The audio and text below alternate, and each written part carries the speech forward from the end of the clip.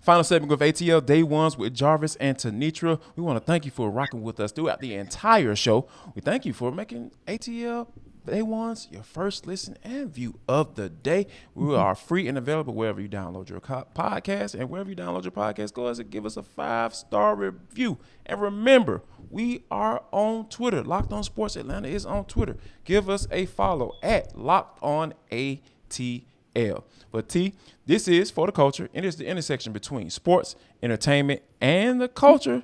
And sometimes whatever the hell we want to talk about, because that's just how we get down. Now, coming off the All-Star break, as we know, the Braves are actually about to get ready to take on the Anaheim Angels tonight. But there was something that was kind of interesting that came out after the All-Star game. Juan Soto, there's a lot going on. He rejected the 400 dang near half a billion dollar Guaranteed. contract, guaranteed, but it was over 15 years though. Some people want to talk about that, Yeah.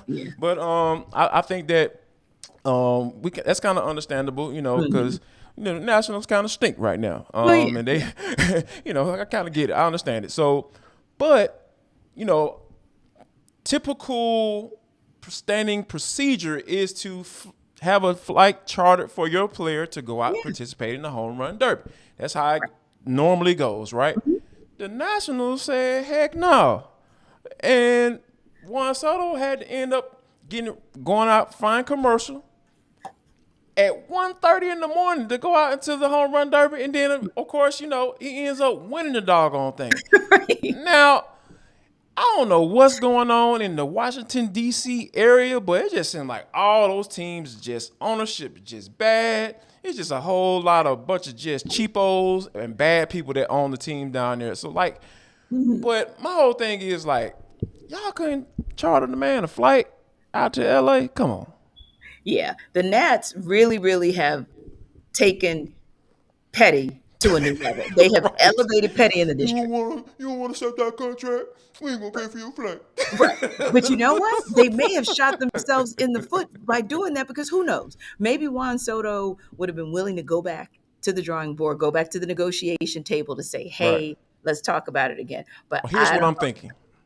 Exactly. I think you probably shot yourself in the foot. You probably really just destroyed any chance you had of salvaging anything with him. So yeah, I'm like, man, if he was not completely out the door, you put him on a commercial flight, a baseball player on a commercial flight. Oh, it's over. It's really, really over. But you know who's going to be laughing all the way to the bank with this foolishness? Juan Soto. Really. Yeah. All this does. And also, too, a lot of times these kinds of situations play out in the court of public opinion, right? And when people first heard the numbers $440 million, right, and they heard it was declined, folks were falling out, literally just falling down the wall, right. Really having a moment there about that. And then, of course, like you said, we found out that it was across 15 years. And then you're like, oh, okay, yeah, we kind of understand why he didn't take it. But now this kind of shifts the court of public opinion potentially even more in Juan Soto's favor, because it's not that we feel sorry for millionaires, but there is a code that you operate by. And the Nats clearly said, to heck with that code. We don't give a flying flip. Get out there how you get out there, get back how you get back. And we'll go from there on the second half. We'll see how that works for them. That is just so stinky. It is. Also, Jarvis, what kind of message does that send? I just thought about this as well, because we always talk about the fact that you do want to not just look in the present, but also kind of look down the future, right? Look down the road. What kind of message does that send to a player that they potentially have interest in coming to the Nats? I know that's the first question I'd ask. Oh, so might you put me on a commercial flight at some point if things go right? Just saying. You better start drafting well. That's all I gotta say, T. But I think that with SEC media days, winding down, there was something quite interesting that Kirby Smart said about that classic down there in Jacksonville. Yeah. He don't want him to be there anymore. We'll talk about whether or not he has lost his mind or not. But first, T, tell everybody about Coffee AM. Yes, you all know we love Coffee AM. And again, just talking to my guy, Mark Zeno, you know what to do. You check him out after you check out ATL Day Ones. That's A to Z with Mark Zeno. And why am I telling you about that? Because he loves Coffee AM as well. So really across this whole Locked On Sports Love it. Atlanta team, we are fans. We are fans. We are fans. And why? Because we support local businesses. We also support businesses like this that are a small batch coffee roaster, best in the country. They do things that show that they care for you as a customer. And what do I mean by that? Let's say you go to their website and you order your products online, whether that's coffee, tea, or gift sets. Ultimately, they are then brewing it that day. So when you think about that, that really takes roasting or freshness, if you will, to that next level. And they roast current crop specialty grade coffee that they get from all over the world. So you're talking about fair trade, you're talking about direct trade, organic, if you are into the healthy, all of it. And again, I want to just stress that it's local. So we want to support businesses that are here in the ATL Metro. Now, you can go to coffeeam.com/locked on today. Look at that full menu. See if you like the coffees. See if you're like me and you like the teas, or maybe you see a gift set for one of your friends or family members who is really a coffee lover. That's coffeeam.com/locked on. And guess what? On that first order, you're going to get 15% off by using the coupon code locked on. So again, check them out at coffeeam.com/locked on. You know what? And, we talked about, the coffee AM and being in your right mind once you get a cup of coffee. I Yeah. just love it in the morning tea. It just gets me so right and so focused in.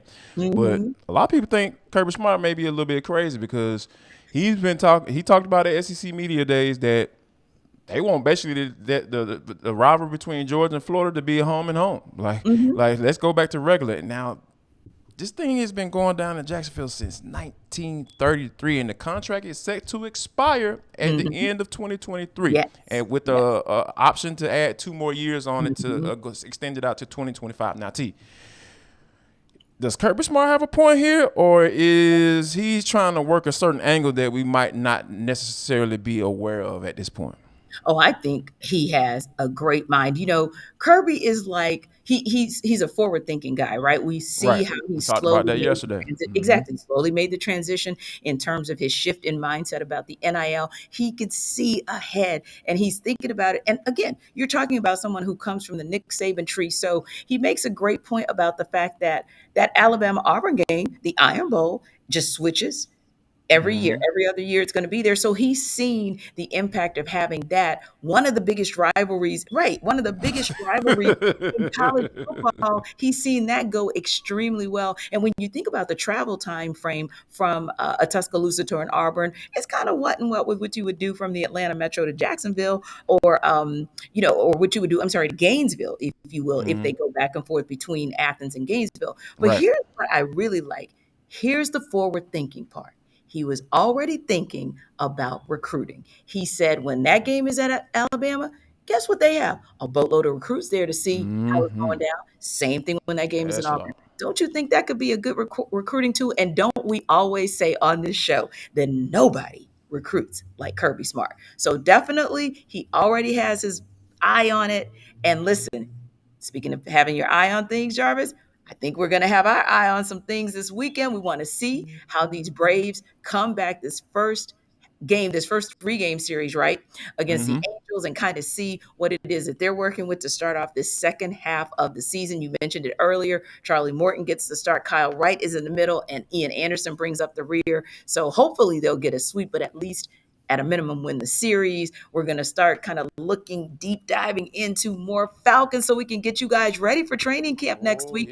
Got some open yes. practices Love out the there as well. football So we're going to start. be out there. Mm-hmm. Hopefully you are as well. You can see how excited this guy is. When he's talking Falcons, I have to literally tell him, okay, Jarvis, we got other stuff to talk about. So you already know, bruh is going to be Yes. excited. He ready. He ready for next weekend. And hopefully we'll be able to talk to you guys about all of the things in sports that are happening right here in the ATL. So have a great weekend. Be safe out there. And again, after you check us out, make sure you check out Hitting Hard with John Chuckery and our boy Mark Zeno A2Z. Have a great weekend. Y'all come back now. You're here.